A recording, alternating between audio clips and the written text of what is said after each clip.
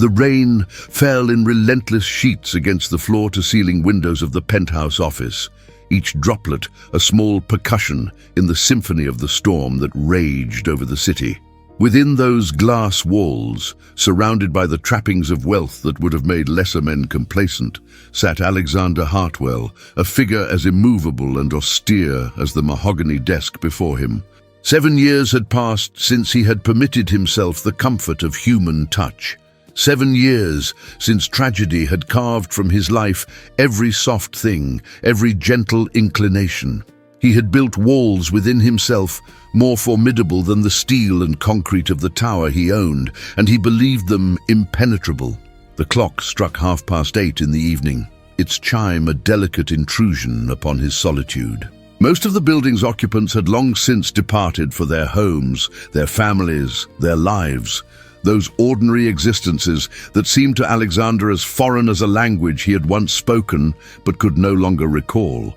He did not miss such things, he told himself. He did not require them. His empire demanded his complete attention, and he gave it willingly, gratefully even, for in the machinations of business there was a clarity absent from the murky waters of human connection. A knock sounded at his door, tentative yet purposeful. He did not raise his eyes from the contract before him.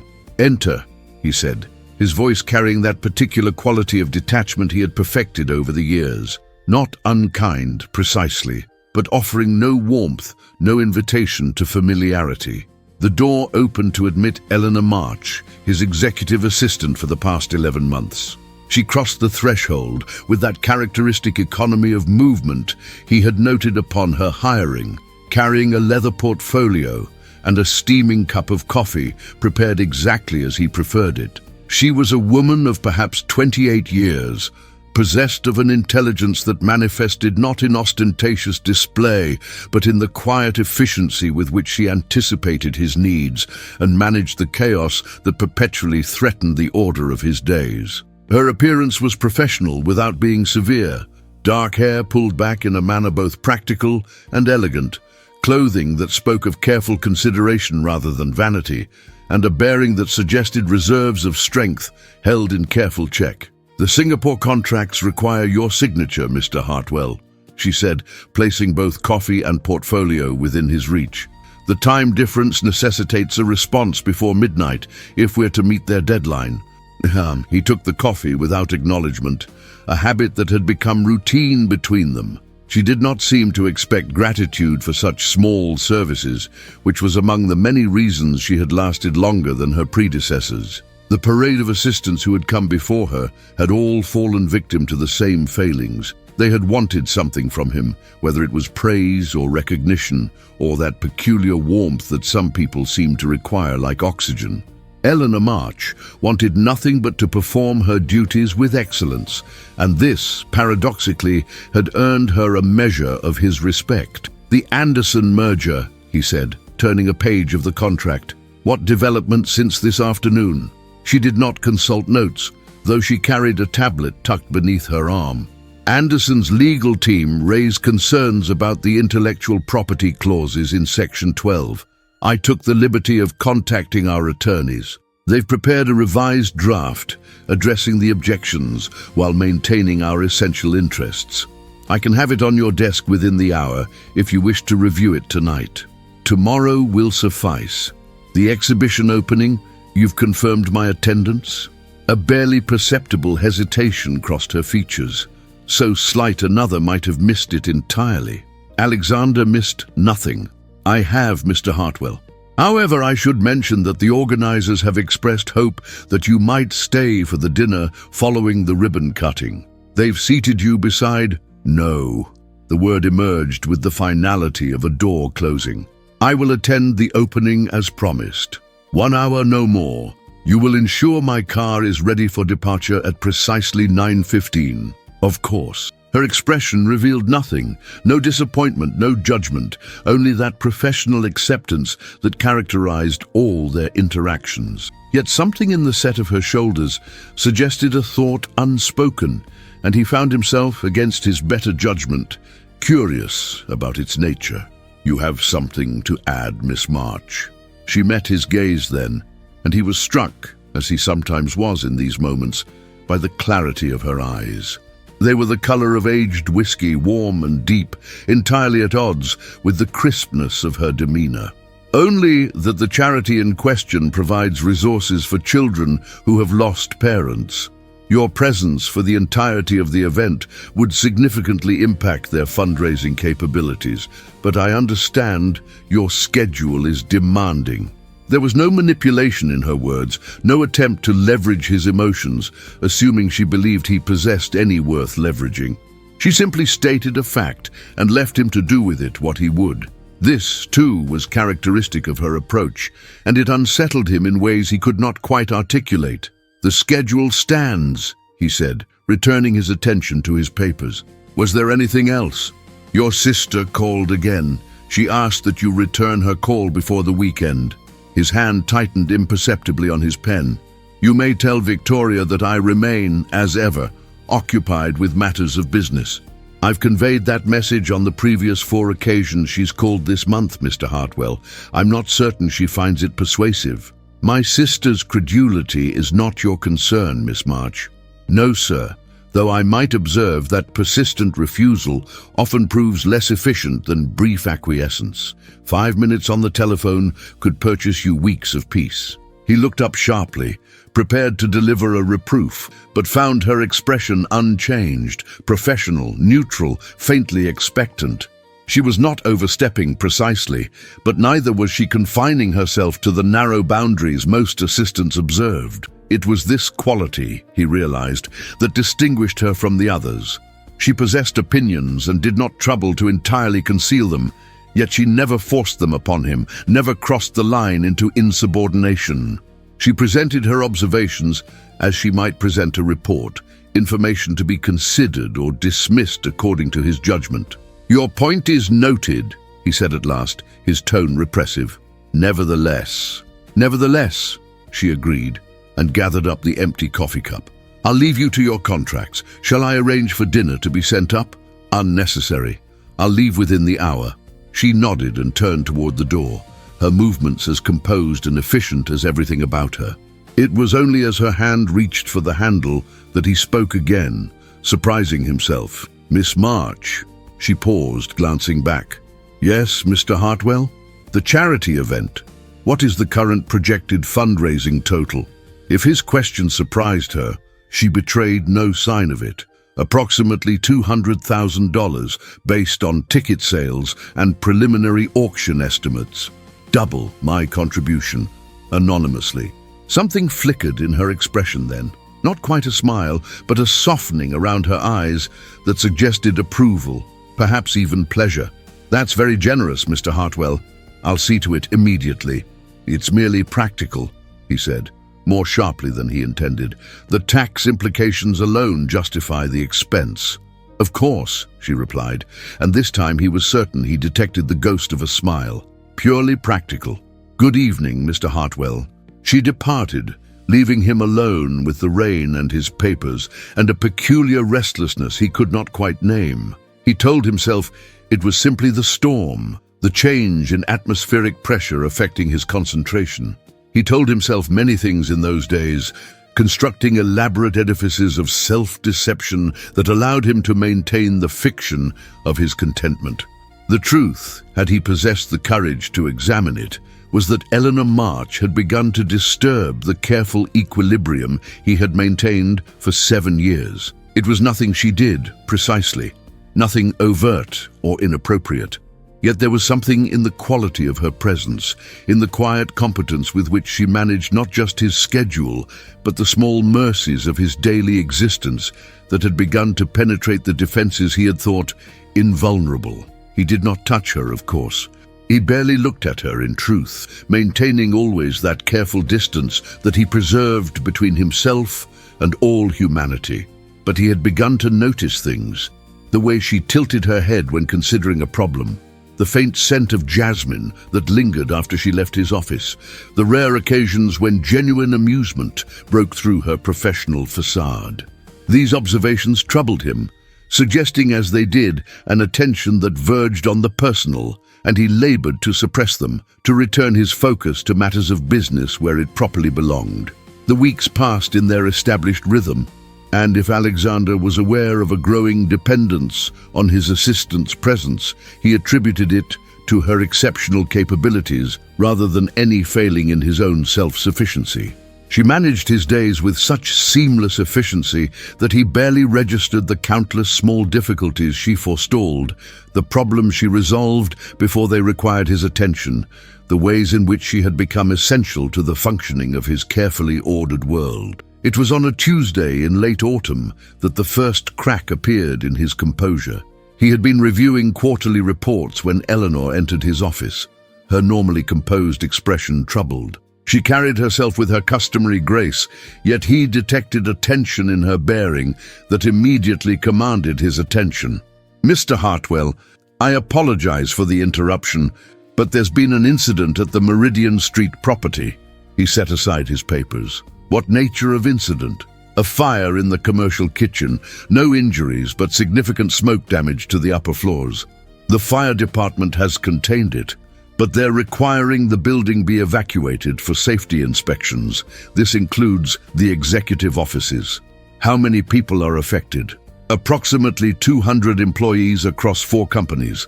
I've already contacted the property manager and begun arranging alternative workspace, but it will take several hours to coordinate." Alexander rose from his desk, his mind already cataloging the necessary actions. "The Devereaux building has vacant office space on floors 12 and 13. Contact facilities and have them prepared for temporary occupation. Arrange for IT support to set up network access. What's the timeline for restoration of the Meridian property?" Initial estimates suggest 3 to 4 weeks, though that may change pending full inspection. "Unacceptable. I want our people back in their offices within 2 weeks. Contact every restoration company in the city if necessary." She nodded, already making notes on her tablet. "I'll prioritize it. In the meantime, shall I relocate your appointments for this afternoon? The building won't be accessible for at least 6 hours." He glanced at his watch. 2 o'clock. A full schedule of meetings stretched before him, each one crucial to the successful closing of the Singapore deal. Cancellation would create complications, delays that could prove costly. Yet the alternative, where would you suggest, he asked, ceding to her judgment in this matter. "The conference facilities at the Grand Ashton Hotel maintain several private meeting rooms. I took the liberty of reserving one on the possibility you'd prefer to continue your schedule uninterrupted. It's a 12-minute drive from here." Of course she had. This was Eleanor March's particular genius, not merely responding to crisis but anticipating needs before they fully materialized. Acceptable. "Have the car brought around." "Already waiting, Mr. Hartwell." The hotel proved adequate to their needs, and the afternoon proceeded with minimal disruption. Eleanor established herself in an adjoining, smaller room, managing the ongoing crisis at the Meridian Street property, while simultaneously ensuring Alexander's meetings flowed seamlessly from one to the next. He found himself relying on her more than usual that day, calling her in periodically for updates, for documents, for her assessment of various proposals. It was nearing 7 when the final meeting concluded, and the last of his associates departed. Alexander loosened his tie, a rare concession to the long day, and stood at the window overlooking the city. Behind him, he heard Eleanor gathering papers, organizing the detritus of the day's business. "Miss March," he said, not turning from the window, "what is the current status of the Meridian situation?" "All affected employees have been relocated to temporary workspaces. The restoration company you specified, Premier Restoration Services, has agreed to begin work tomorrow morning with double crews. They're confident they can meet the 2-week deadline, though at a premium cost." "The cost is immaterial. Results are what matter." "Yes, sir." A pause, then. "If I may, Mr. Hartwell, you should eat something. It's been 9 hours since breakfast, and you have the Wellington dinner tomorrow evening." He glanced back at her, surprised by the personal observation. She stood with her tablet in hand, her expression betraying nothing beyond professional concern, yet the comment itself suggested an attention to his well-being that exceeded the strictly professional. Most curious was his own reaction, not irritation at the presumption, but a strange warmth that he immediately sought to suppress. "I'm perfectly capable of managing my own physical requirements, Miss March." "Of course you are, sir. Nevertheless, I've taken the liberty of ordering dinner from the hotel restaurant. It should arrive in approximately 10 minutes. You may naturally refuse it, but it seemed wasteful to return to the office for what would amount to an hour of additional work when you could accomplish the same here in greater comfort." She had, he realized, maneuvered him neatly into a position where refusal would appear churlish. More than that, she was correct. Returning to the office made little practical sense given the hour and the day's disruptions. He found himself simultaneously annoyed and impressed by her presumption. "You seem very certain of my compliance, Miss March." "Not at all, Mr. Hartwell. I'm simply prepared for multiple contingencies. Should you prefer to return to the office, the car can be here in 5 minutes. Should you prefer to conclude your work here, dinner awaits. Should you wish to end your day entirely, I can have all necessary materials couriered to your residence. I merely present options." Options. You've carefully weighted toward your preferred outcome. For the first time, he saw genuine amusement touch her features. Not quite a smile, but something warmer than her usual professional neutrality.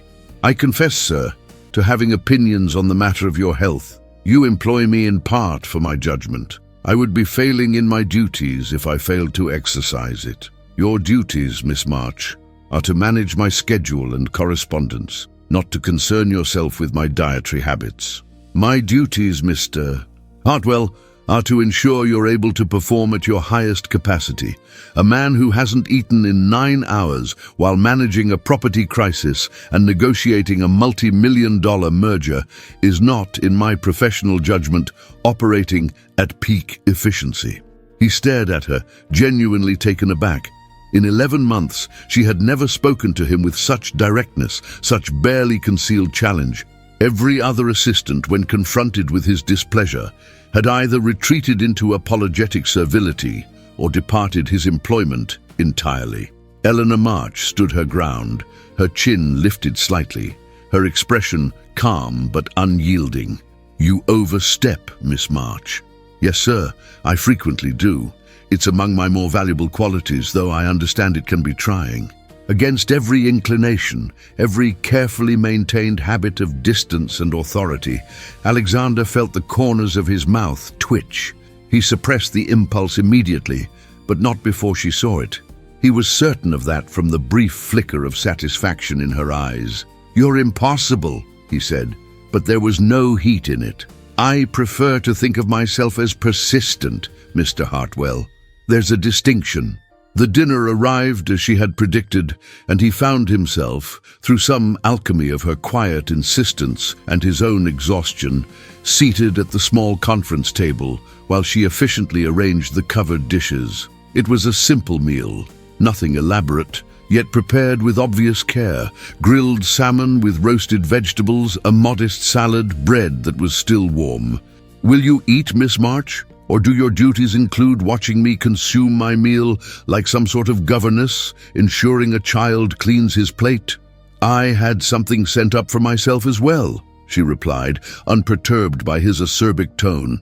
"I thought I might review tomorrow's briefing materials while you ate, unless you require my presence elsewhere." "Sit," he commanded, gesturing to the chair opposite. "If you're going to force food upon me, you might as well suffer the company you've imposed." She hesitated, the first genuine uncertainty he'd seen from her all day, then took the seat he indicated. They ate in silence for several minutes, and Alexander found himself studying her covertly. She ate with the same quiet efficiency she brought to all tasks, neither hurried nor dawdling, her attention nominally on her tablet, though he suspected she was far more aware of him than she pretended. "How long have you been in New York, Miss March?" he asked, surprising himself with the question. She glanced up, clearly startled by this deviation into personal territory. 2 years, Mr. Hartwell. "And before that?" "Boston." I worked for Exeter Financial before relocating. Yet you left a presumably stable position to come here. Why? She set down her fork, regarding him with that direct gaze that always seemed to see more than he wished to reveal. Because I was offered a position with broader responsibilities and greater challenges. And because sometimes a change of scenery is necessary for personal growth. There was something in the way she said it, a weight beneath the words, that suggested depths he had not previously considered. Eleanor March, who seemed so completely self-contained, so perfectly composed, carried her own history, her own reasons for the choices she'd made. It should not have surprised him. Everyone possessed a past, yet he had somehow failed to think of her as existing beyond the boundaries of his office, his needs, his world. "You've never mentioned family," he said. "Are they in Boston?" "I have no family, Mr. Hartwell, not any longer." The words were spoken without emotion, simple statement of fact, yet they struck something deep within him. He knew with sudden certainty that here was loss that mirrored his own, perhaps not identical in its particulars, but equal in its capacity to reshape a life, to necessitate the construction of walls and the cultivation of distance. "I'm sorry," he said, and meant it. "Thank you, sir. It was some years ago now. Time doesn't heal precisely, but it does teach us how to carry what cannot be set down." They were his own thoughts, his own experience, articulated with a clarity he had never managed. For 7 years, he had carried his grief like a stone, never speaking of it, never acknowledging it except in the most private chambers of his mind. And here was this woman, his assistant, whom he had thought he barely knew, describing with perfect precision the weight he bore. "Yes," he said quietly, "it does." Something shifted between them in that moment. Some wall, paper-thin but previously impenetrable, dissolved. They finished their meal in companionable silence, and when Eleanor rose to clear the dishes, he found himself helping her, an action so foreign to his usual behavior that she paused, clearly uncertain how to respond. "Mr. Hartwell, you needn't—" "I'm perfectly capable of carrying my own plate, Miss March. Your earlier lecture on self-sufficiency hasn't been forgotten." Was that a smile? It vanished too quickly to be certain, but he thought he detected genuine warmth in her expression as she accepted his help. They worked together to restore the room to order, and he was struck by how natural it felt, this simple domestic cooperation. How long it had been since he'd shared such mundane tasks with another person. "It's late," he said when they'd finished. "You should go home, Miss March. I can manage the remaining work myself." "Are you certain, sir?" "I'm happy to stay if I'm certain. You've more than earned your rest today. Take tomorrow morning as well. Come in at noon." She opened her mouth as if to protest, then seemed to think better of it. "Thank you, Mr. Hartwell. That's very generous." "It's practical," he said, retreating into familiar brusqueness. "I need you functioning at full capacity, not exhausted from managing my schedule and my dinner." "Of course, sir. Purely practical." But there was that ghost of a smile again, that suggestion of shared understanding that both disturbed and oddly pleased him. She gathered her things and moved toward the door, then paused with her hand on the handle. "Mr. Hartwell." "Yes, thank you for asking about my family. People rarely do, and when they do, they rarely know what to do with the answer. Your response it was kind." She left before he could reply, leaving him alone with the remnants of their meal and a tumult of emotions he could not quite name. Kind. When had anyone last described him thus? When had he last deserved such description? He was many things, successful, demanding, efficient, but kind was not a word that belonged to him, had not belonged to him for 7 long years. Yet Eleanor March had seen it in him, or believed she had, and the thought unsettled him more than he cared to admit. The following weeks passed in a strange new rhythm. Outwardly, nothing changed. They maintained their professional boundaries, their careful formality. He was still Mr. Hartwell, she still Miss March. But something had shifted. Some fundamental understanding had been reached. She continued to manage his life with the same quiet efficiency, but now there were small moments of connection, brief exchanges that transcended the merely professional. She learned his moods, his unspoken preferences. Coffee appeared exactly when he needed it, not by schedule, but by some intuition she seemed to possess. Documents were prepared in the precise format that made them easiest for him to review. His office maintained a temperature that accommodated his preference without his ever having articulated it. She anticipated needs he didn't know he had and fulfilled them before he could recognize their absence. And he, in turn, found himself noticing things about her. The way she rubbed her left temple when she was tired, the subtle change in her posture when she was concerned about something she felt she couldn't mention, the particular tone she used when she thought he was being unreasonable, but was too professional to say so directly. It was dangerous, this noticing. He recognized it as such, even as he found himself powerless to stop it. For 7 years he had successfully avoided any connection that might breach his defenses, and now this woman, his employee, someone who should have been safely categorized as merely part of his professional apparatus, had somehow infiltrated the fortress he had built.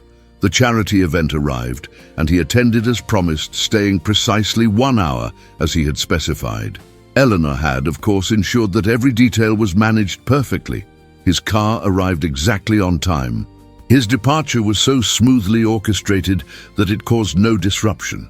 Yet as he left the venue, catching a glimpse through the window of children laughing, of people moved to tears by stories of loss and recovery, he felt something twist in his chest, something that might have been regret or longing, or simply the recognition of all he had denied himself in service of his carefully maintained isolation.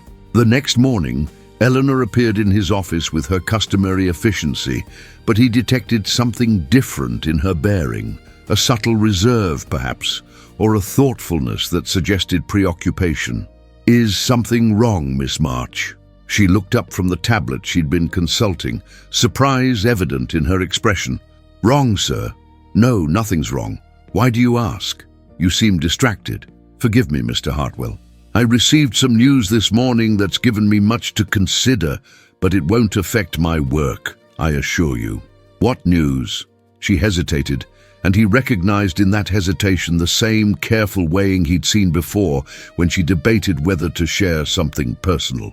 "My former employer in Boston has offered me a position, a significant promotion with corresponding increase in compensation. They've asked for my response by the end of the week." The words struck him with unexpected force. Eleanor leaving, his office without her steady presence, her quiet competence, her occasional gentle challenges to his authority. The thought was intolerable, yet he had no grounds on which to object. She owed him nothing beyond the terms of her employment, and if a better opportunity presented itself, she would be a fool not to consider it. "I see," he managed, his voice carefully neutral. "That's quite an opportunity." "Yes, sir. You're considering it. I would be foolish not to consider it." "But," she met his gaze directly, and he saw in her eyes something he couldn't quite name. Uncertainty, perhaps, or a question she didn't quite dare to ask. "But I find myself reluctant to leave New York. I've built a life here, formed connections. The thought of returning to Boston, even for a superior position, doesn't appeal as I thought it might." "Connections," he repeated, and heard in his own voice a note of something that might have been hope. "Yes, Mr. Hartwell, connections." They stood in silence, something unspoken hanging between them. He knew he should release her, should wish her well, should behave as any reasonable employer would when faced with an employee's advancement. Instead, he heard himself saying, "What would it take for you to stay?" "Sir? You're invaluable to me, Miss March, to this company. I don't use such words lightly.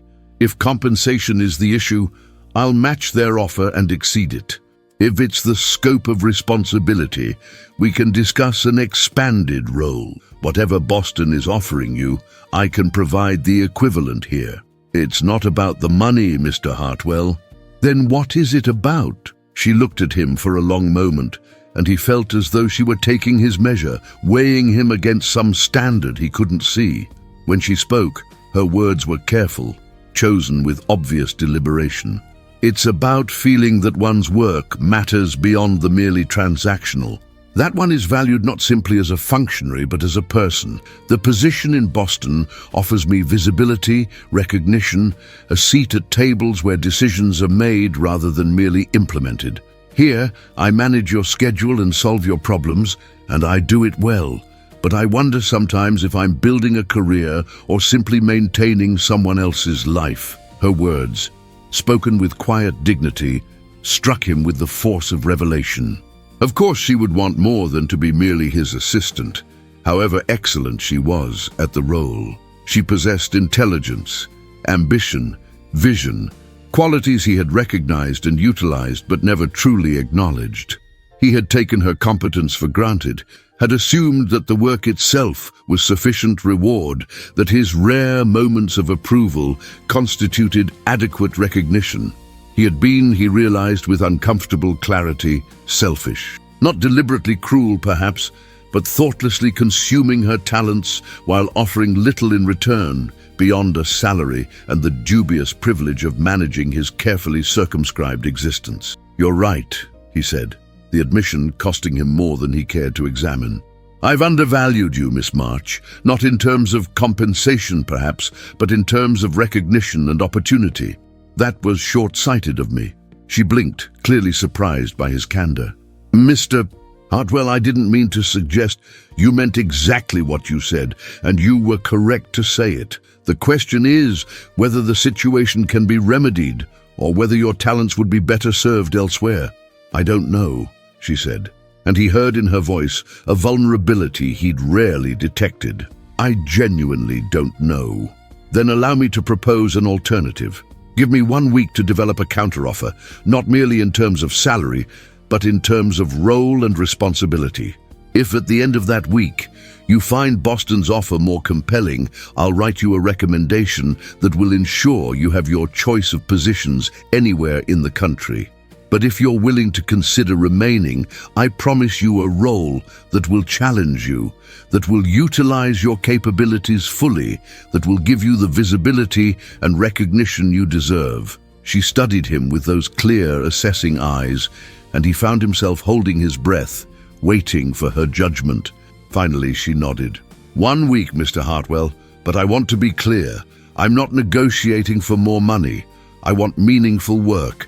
I want to be more than someone who arranges your appointments and manages your correspondence, no matter how well I do those things." "Understood. And Miss March?" "Yes, sir. Thank you for your honesty. It's a quality I value more than you perhaps realize."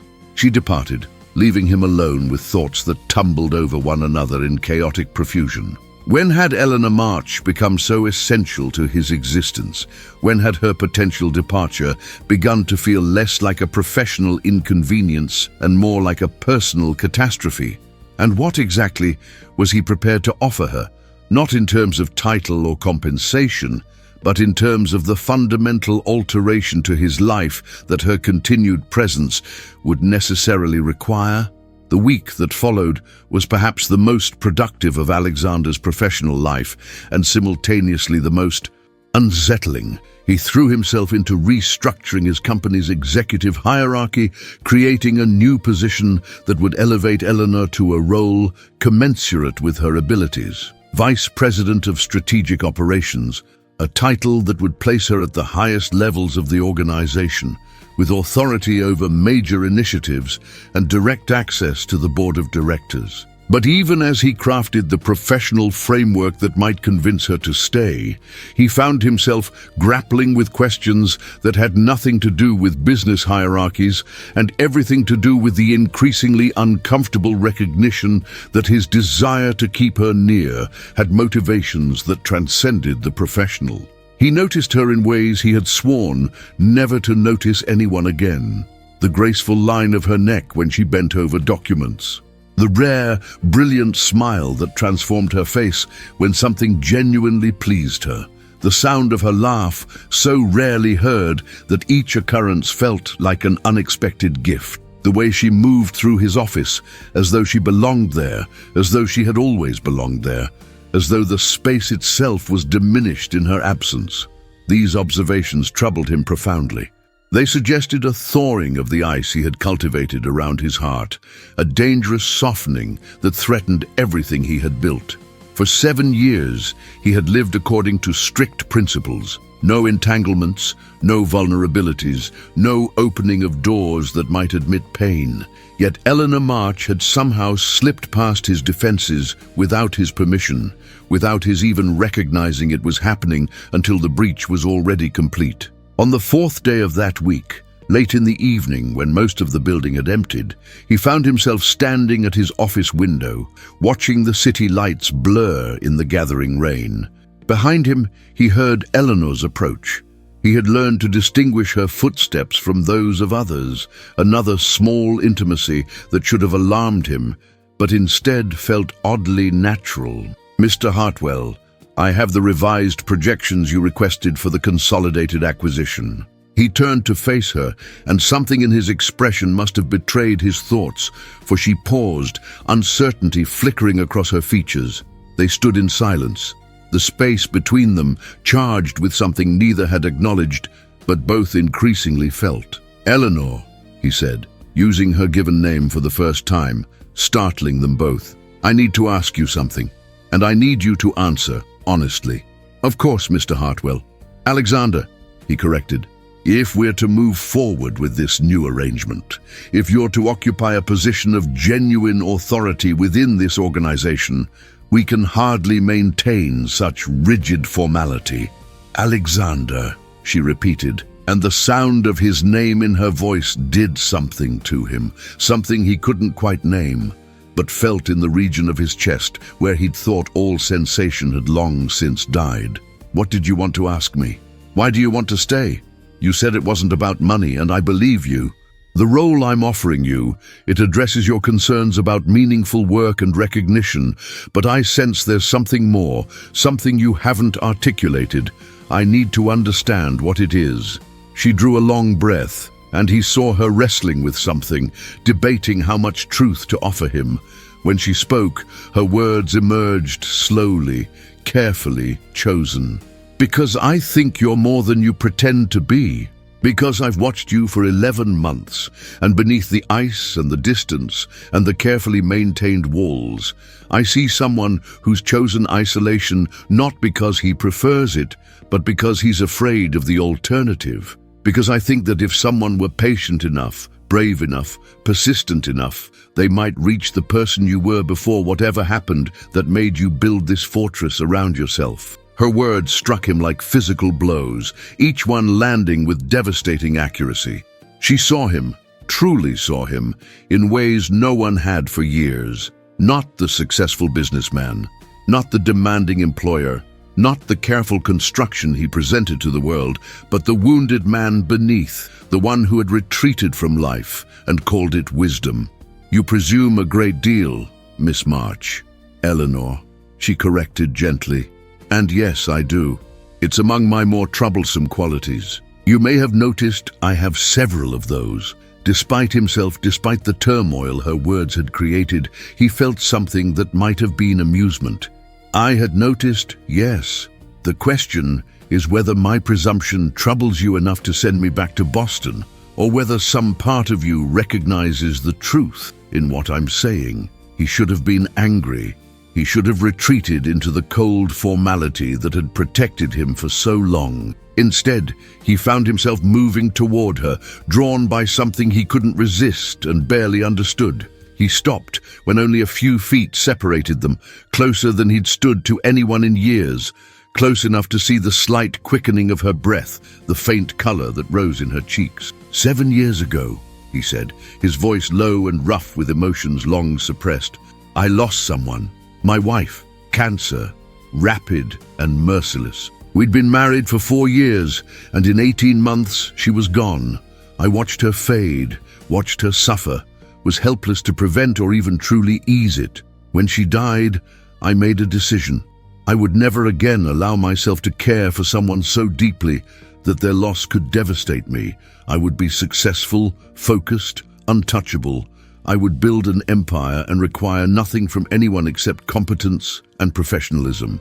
Eleanor's eyes had filled with tears, but she didn't look away, didn't flinch from the pain in his words. "And you've been successful. You've built your empire. You've maintained your distance. But has it made you happy, Alexander? Happiness is irrelevant. Happiness is everything. You don't understand." "I understand perfectly," she interrupted, her voice fierce now, passionate in a way he'd never heard from her.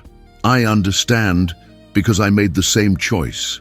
My parents died when I was 23, a car accident that took them both in an instant. I had a fiancé at the time, someone I thought I loved. But after they died, I couldn't bear his sympathy, his attempts to comfort me. I ended the engagement, moved away, rebuilt my life around work and accomplishment, and the careful avoidance of any connection that might hurt me the way their loss had hurt. I understand isolation, Alexander. I understand walls. And I understand that they protect us from pain, but they also protect us from everything that makes life worth living." "Then why haven't you torn down your own walls?" he demanded, caught between anger and something that felt dangerously like hope. "Because I was waiting," she said simply, "waiting for someone worth taking the risk for, waiting for someone who might understand, who might be willing to take the same risk. Waiting, perhaps, for you." The confession hung between them, brave and vulnerable and terrifying in its honesty. Alexander felt as though he stood on a precipice, one step forward into unknown territory, or one step back into the familiar safety of his isolation. Every instinct screamed at him to retreat, to rebuild the wall she'd breached, to return to the cold certainty of his solitude. But she was looking at him with those clear eyes, offering him something he'd thought forever lost, the possibility of connection, of understanding, of emerging from his self-imposed exile. And he found, to his profound surprise, that he wanted it. Wanted her, wanted the risk and the vulnerability and the terrifying prospect of allowing someone past his defenses. "I don't know how," he said, the admission costing him everything. "I don't know how to be anything other than what I've become." "Then we'll learn together," Eleanor replied, and took a step toward him, closing the distance between them. "If you're willing to try." He raised his hand, trembling slightly, and touched her face. The first time in 7 years, he'd touched another person with tenderness, with something beyond the most impersonal and necessary contact. Her skin was warm beneath his fingers, soft and alive and real. She leaned into his touch, her eyes closing briefly, and he felt something in his chest crack open, some frozen thing beginning at last to thaw. "I'm terrified," he whispered. "So am I," she whispered back. "But I think perhaps that's the point. Perhaps the things worth having are precisely those things that terrify us most." He drew her closer, slowly, giving her every opportunity to retreat, to reconsider, to recognize the madness of what they were contemplating. But she came willingly, resting her hands against his chest, her face tilted up toward his. For a long moment, they simply stood there, breathing the same air, existing in a space of possibility neither had dared imagine. "If we do this," he said, "everything changes. You understand that? Your position here, our working relationship, the careful boundaries we've maintained, all of it becomes complicated in ways we can't predict." "I know," Eleanor said, "and I think it's worth it." "I think you're worth it. You barely know me, the real me beneath the armor. Then let me know you. Let me see all of it, the broken parts, the scared parts, the parts you think are unlovable. Let me decide for myself what I'm willing to risk." It was her courage that decided him, the bravery of her offer, the generosity of her willingness to see him fully and accept what she found. For 7 years he'd hidden himself away, convinced that isolation was strength, that needing no one was a form of victory. But standing there with Eleanor in his arms, he recognized it for the lie it was. Isolation wasn't strength, it was surrender. True courage lay in opening oneself to another person, in accepting vulnerability as the price of connection. He kissed her then, softly at first, tentatively, as though relearning a language half forgotten. She responded with a gentleness that matched his own uncertainty, her fingers curling into the fabric of his shirt, anchoring them both in the moment. It was nothing like the passionate embraces of his youth, nothing like the easy affection he'd shared with his late wife before illness had stolen such simple pleasures. This was something new entirely. A kiss that acknowledged pain and loss and the terrible courage required to risk one's heart again. When they parted, he rested his forehead against hers, his eyes closed, his breathing unsteady. "I don't know what I'm doing," he admitted. "I feel like I'm 17 again, stumbling through something I don't understand." "Good," Eleanor said, and he heard the smile in her voice. "That makes two of us. We can stumble together." They stood there in the dim office, the city lights beyond the window casting long shadows across the floor, and Alexander felt something he hadn't experienced in 7 long years. Hope. Not the grim determination that had fueled his business success, not the cold satisfaction of achieving predetermined goals, but genuine hope for a future that might contain warmth and connection and the messy, complicated beauty of shared life. "Stay," he said, knowing he was asking for more than her continued employment.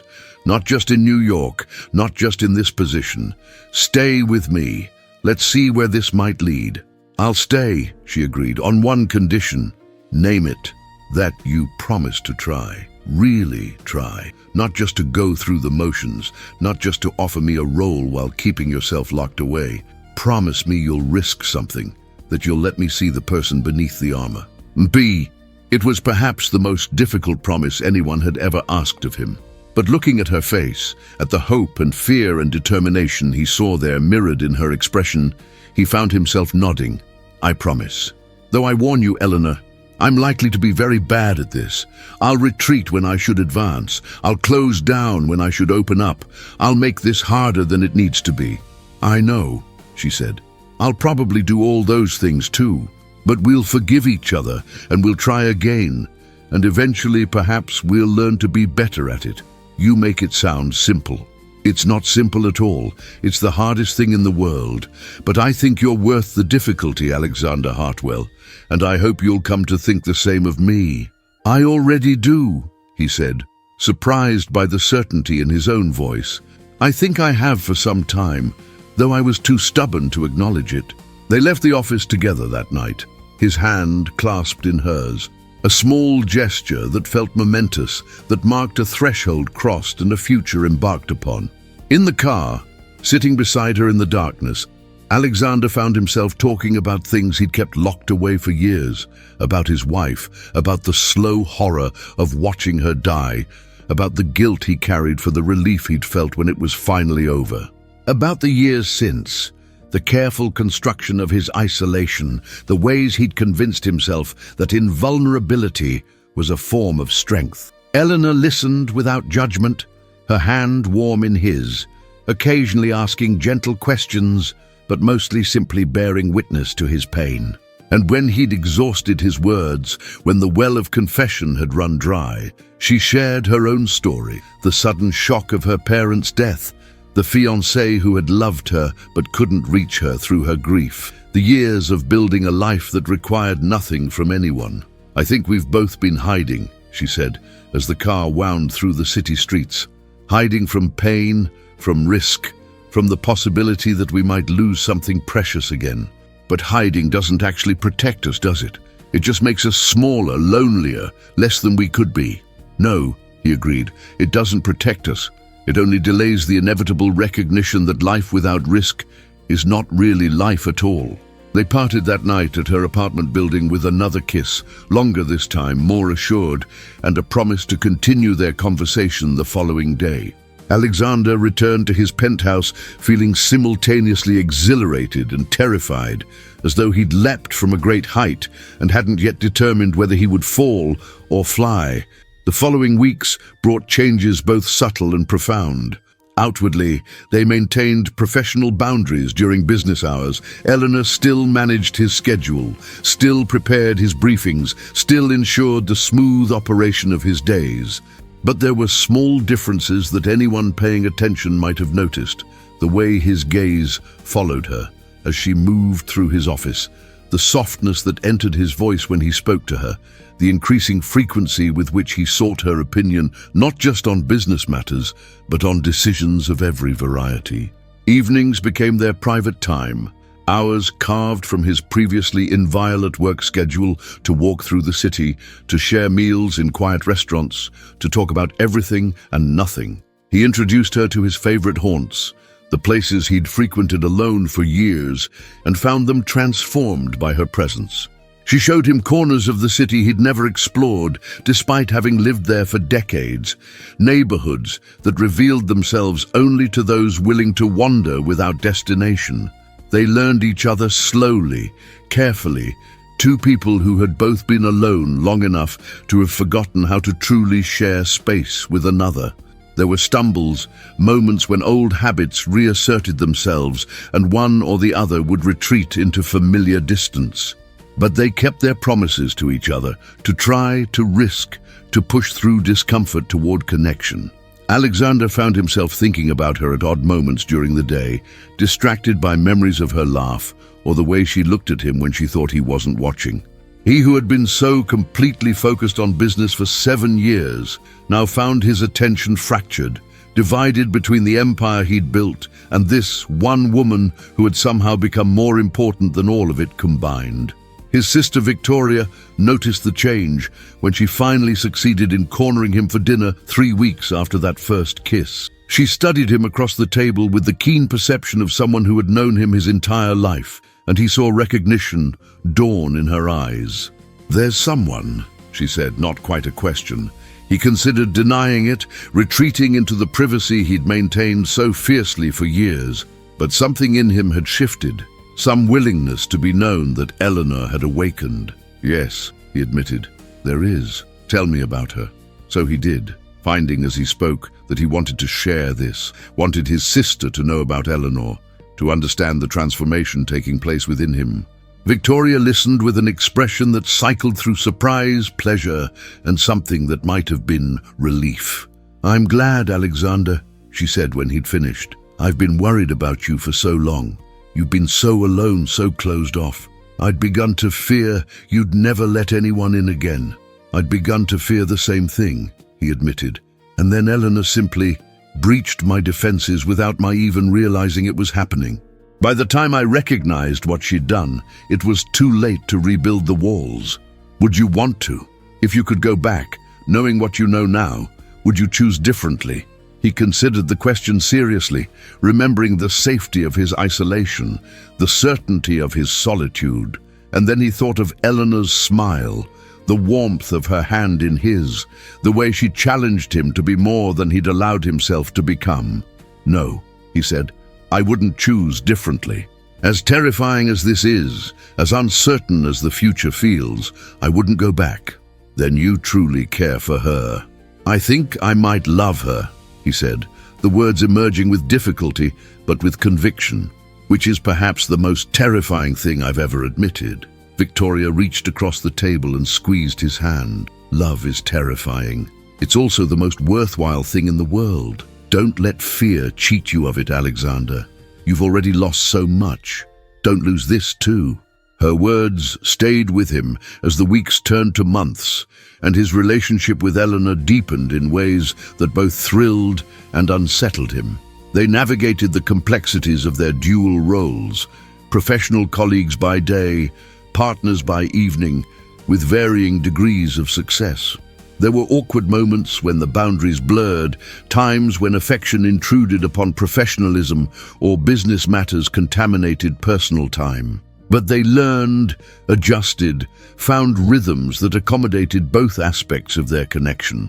The board of directors raised eyebrows when Alexander announced Eleanor's promotion to vice president of strategic operations, but her competence quickly silenced any skepticism.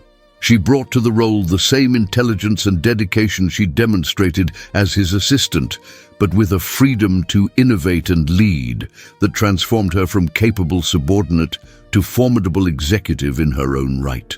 Watching her flourish in the expanded role gave Alexander a satisfaction unlike anything his own successes had provided. She shone in board meetings, commanded respect from executives twice her age, implemented strategies that increased efficiency across multiple divisions. And knowing that he had facilitated this, that his recognition of her abilities had created the opportunity for her to demonstrate them fully, pleased him in ways he couldn't quite articulate. "You're staring at me," Eleanor said one evening as they walked through Central Park, the autumn leaves crunching beneath their feet. "I'm admiring you," he corrected. "There's a distinction." "Is there? It feels rather like staring." "Then I'm admiringly staring. You were magnificent in that meeting today. The way you handled Dennison's objections, the data you'd marshaled to support your position, it was masterful." She smiled, a faint blush coloring her cheeks. "You're biased, perhaps. But I'm also correct. You've exceeded even my expectations, Eleanor, and I had high expectations to begin with. Your belief in me made the difference," she said, linking her arm through his. "You gave me the opportunity, the authority, the confidence to reach for something I'd been too cautious to pursue. I won't forget that. I gave you nothing you hadn't already earned. I simply recognized what was already there." They walked in comfortable silence for a time, and Alexander found himself marveling at how natural this felt, how completely she'd integrated into his life. He, who had believed himself content with solitude, now found her absence disorienting, her presence essential. The penthouse that had seemed perfectly adequate for a solitary man now felt empty on the night she spent at her own apartment. His mornings began not with the austere routine he'd maintained for years, but with the anticipation of seeing her, of sharing coffee before their days fully began. "Alexander," Eleanor said, her tone shifting to something more serious, "I want to ask you something, but I'm uncertain how you'll receive it." "Ask. You know you can ask me anything. Your wife. You've told me about her death, about your grief, but you've never told me her name. You've never shown me photographs or shared memories of your life together. It's as though you've locked that entire chapter away, and I wonder whether that's healthy, whether perhaps you need to integrate that part of your past rather than keeping it sealed off." He stiffened, his first instinct to retreat, to deflect, to retreat behind the walls that Eleanor had worked so patiently to dismantle. But he'd promised to try, promised to let her see him fully, and that meant not hiding even the parts that caused him pain. "Her name was Catherine," he said quietly. "Catherine Ann Hartwell. We met when I was 28, married when I was 30. She was a curator at the Metropolitan Museum, brilliant and passionate about art in ways I never fully understood but always admired. She made me laugh, made me see beauty in things I'd previously overlooked, made me better than I was alone. She sounds wonderful. She was. And watching her die was the worst experience of my life, not just because I lost her, but because I was helpless to prevent it, to ease it, to do anything but bear witness to her suffering. I've spent 7 years trying not to remember those final months, trying to preserve the memory of who she was before the cancer took her." Eleanor stopped walking and turned to face him, her hands coming up to cup his face. "Oh, Alexander. You've been trying to protect her memory by forgetting it, and in the process, you've denied yourself the comfort those memories might provide. What if instead of hiding from them, you allowed yourself to remember the good times? What if you let yourself grieve properly, instead of simply sealing everything away?" "I don't know if I can. It hurts too much." "Of course it hurts. Grief is supposed to hurt, but by refusing to feel it, by locking it away, you've given it power over you. You've let it dictate how you live, who you allow yourself to care for, what risks you're willing to take. Don't you think Catherine would want more for you than that?" He drew a shaky breath, feeling emotions he'd suppressed for years threatening to overwhelm him. "She would have hated what I became after her death, the isolation, the coldness, the way I shut everyone out. She was all warmth and connection and joy, and I became the opposite of everything she valued." "Then honor her memory by reclaiming those things," Eleanor said gently, "by allowing yourself to feel again, to connect again, to open yourself to the possibility of joy. Not because you're replacing her, you could never replace her, but because you're honoring the life she would have wanted for you." The tears came then, the first he'd shed since Catherine's funeral 7 years ago. They fell silently, tracked down his face as Eleanor held him, as she bore witness to his grief without trying to diminish it or hurry it along. They stood there in the gathering dusk, and he wept for his lost wife, for the years he'd wasted in isolation, for the fear that had governed his life for so long. When the storm passed, leaving him exhausted but somehow lighter, Eleanor took his hand and led him to a nearby bench. They sat in silence as night settled over the park, the city lights beginning to shimmer in the distance. "Tell me about her," Eleanor said. "Tell me something good, something that made you happy." So he did. Haltingly at first, then with increasing ease, he shared memories he'd locked away. Catherine's laugh, her terrible cooking, the way she danced through their apartment when she thought he wasn't watching. The trip to Florence, where she'd spent hours in the Uffizi, while he'd pretended to appreciate paintings he didn't understand. The quiet Sunday mornings, reading newspapers in bed, arguing amiably about politics and art and everything under the sun. Eleanor listened, laughed at the funny stories, asked questions that drew out more details, more memories. And Alexander found, to his surprise, that sharing these recollections didn't diminish Catherine's memory, but rather honored it, brought her back to life in ways his careful forgetting never had. "Thank you," Eleanor said when he'd exhausted his store of stories, "for trusting me with this, for letting me know her through your memories. Thank you for asking, for insisting that I stop hiding from my own past.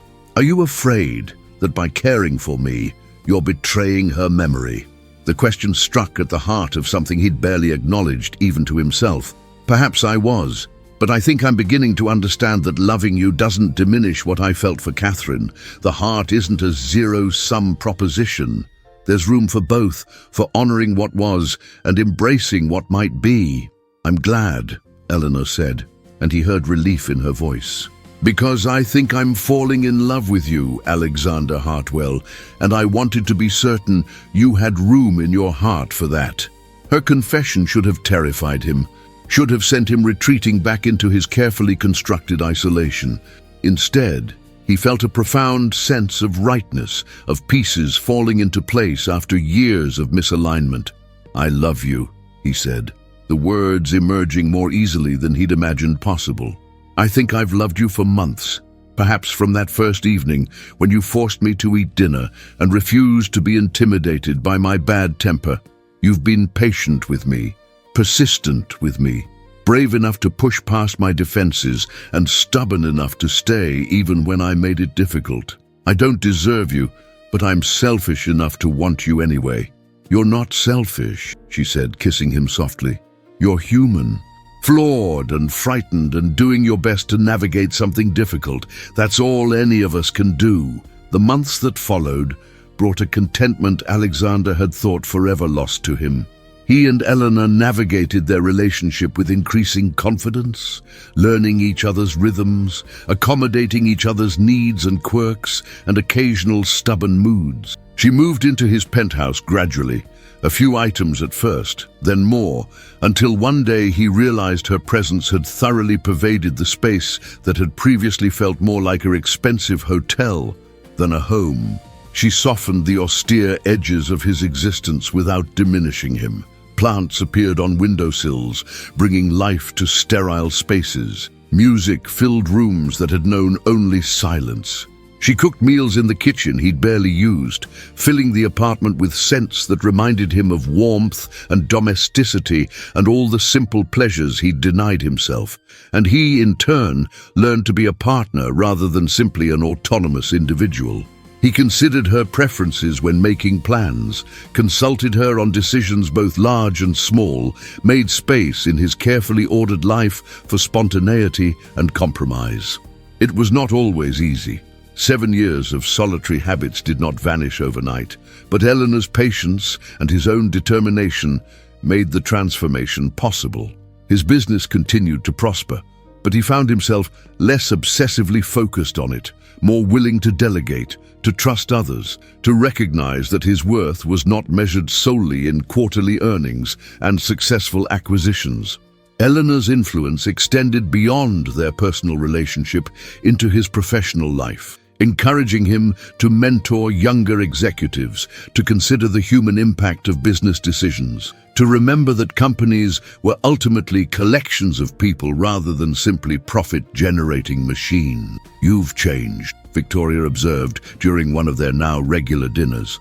"Not just your relationship with Eleanor, though that's obvious enough, but you've changed fundamentally. You smile more, you're kinder, you seem actually present in conversations rather than perpetually calculating your next business move." "Eleanor has that effect on me," he admitted. "She reminds me that there's more to life than work, more to identity than professional success. She's made me remember who I was before grief convinced me that isolation was preferable to connection." "I like her enormously," Victoria said. "More importantly, I like who you are when you're with her. You're yourself again, Alexander, not the wounded, withdrawn version who's been sleepwalking through life for 7 years, but the real you, intelligent and driven, yes, but also capable of warmth and humor and genuine engagement with the world."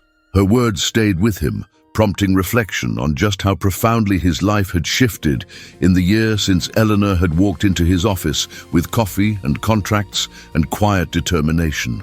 He had gained more than a partner. He had reclaimed himself, recovered aspects of his nature he'd thought permanently lost, and while the credit belonged partially to his own willingness to try, he knew that without Eleanor's patience and persistence and stubborn refusal to accept his walls as permanent fixtures, he would still be locked in that cold isolation.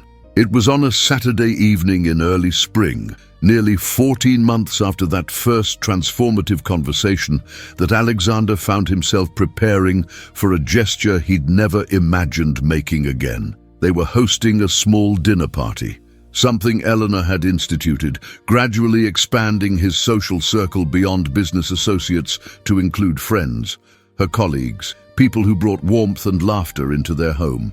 But before the guests arrived, he had something he needed to do. He found Eleanor in their bedroom, standing before the mirror as she fastened an earring. She looked radiant in a deep blue dress that brought out the warmth of her eyes, her hair swept up in an elegant arrangement that left her neck bare. For a moment, he simply stood in the doorway, marveling at his good fortune, at the improbable series of events that had brought this remarkable woman into his life. "You're staring again," she said, catching his eye in the mirror. "Admiringly staring," he corrected, moving to stand behind her. "There's a distinction, as I've mentioned." She turned to face him, and he saw in her expression a softness that still had the power to undo him, even after all these months. "What is it, Alexander? You have that look you get when you're nervous about something. Perceptive as always." He drew a breath, steadying himself. "Eleanor, before our guests arrive, I need to speak with you about something important." A flicker of concern crossed her features. "That sounds ominous. Should I be worried?" "No, at least I hope not." He reached into his pocket, withdrew a small velvet box, and watched her eyes widen as comprehension dawned. "I had a speech prepared, something eloquent about how you've transformed my life, how you've taught me that taking risks is the only way to truly live, how I can't imagine spending another day without you.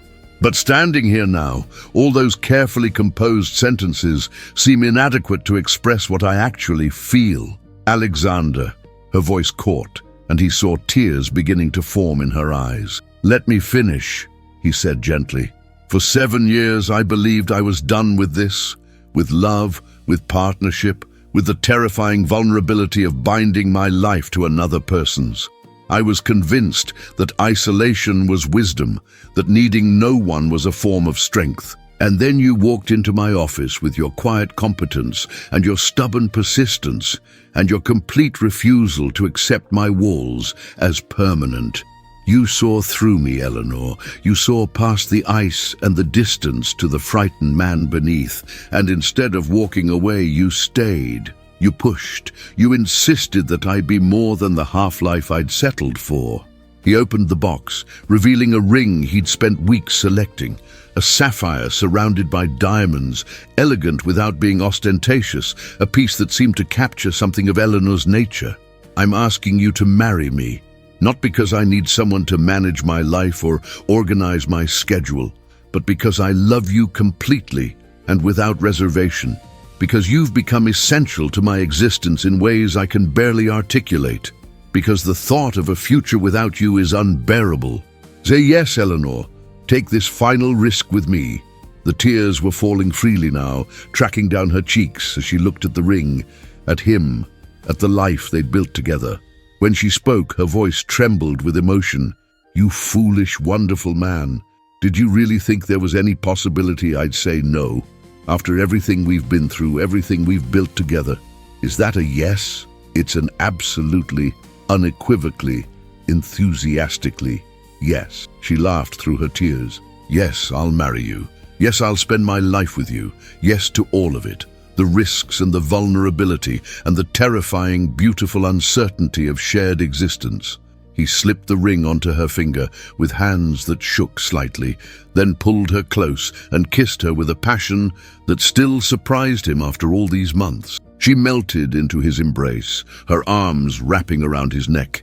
And for a moment, the dinner party, the guests who would soon arrive, the world beyond their bedroom door, ceased to exist. When they finally parted, both slightly breathless, Eleanor touched his face with infinite tenderness. "Catherine would have been happy for you," she said softly. "Happy that you found love again, that you allowed yourself to heal, that you're building a new life without forgetting the old one." "I think you're right," he said, surprised to find it was true. "I think she'd have liked you tremendously. You're both stubborn, both unwilling to accept my worst tendencies without challenge, both capable of seeing possibilities in me I can't see in myself. Then I'm in excellent company." Eleanor smiled, that brilliant smile that still had the power to transform her entire face. "Now we should probably finish getting ready. Our guests will be here soon, and I suspect you'll want to show off your newly acquired fiancé. Acquired, as though you're some sort of business asset. Aren't I? Vice President of Strategic Operations and your future wife. I'd say that's quite an acquisition." He laughed, genuinely laughed in a way that had once been foreign to him, but now came naturally. "You're impossible, Eleanor March." "Eleanor Hartwell, soon enough," she corrected. "And yes, I am. It's why you love me." The dinner party was a success, filled with the warmth and laughter that had become characteristic of the life he and Eleanor were building. When he announced their engagement, champagne appeared as if by magic. Eleanor's doing, he suspected, and toasts were offered, congratulations extended, plans immediately begun for a wedding. Alexander stood somewhat apart from the revelry at one point, watching Eleanor charm his sister, debate with his business associates, make his colleagues laugh with stories he'd never heard. She moved through his home, their home, with complete confidence, at ease in ways that suggested she'd always belonged there, always would belong there. "She's remarkable," said James Patterson, his chief financial officer, appearing at his elbow with a glass of scotch. "I admit, when you first promoted her, some of us wondered whether personal considerations might have clouded your judgment, but she's proven herself 10 times over. Best strategic mind in the company, present company excluded." "Present company not excluded," Alexander corrected. "She's surpassed me in many ways. I'm intelligent enough to recognize that and secure enough to celebrate it." "That's growth right there," James said approvingly. "The Alexander Hartwell of 2 years ago would have found that admission difficult." "The Alexander Hartwell of 2 years ago was a fool," he replied. "Competent in business, perhaps, but an absolute fool about everything that actually matters. And now? Now I'm simply a man lucky enough to have found someone who makes me want to be better than I am. Everything else follows from that." Later that night, after the guests had departed and they'd restored their home to order, Alexander and Eleanor stood on the balcony overlooking the city. The spring air was cool but not cold, carrying the faint scent of blossoms from the park below. She leaned against him, his arms wrapped around her, and they stood in comfortable silence, watching the lights of the city shimmer in the darkness.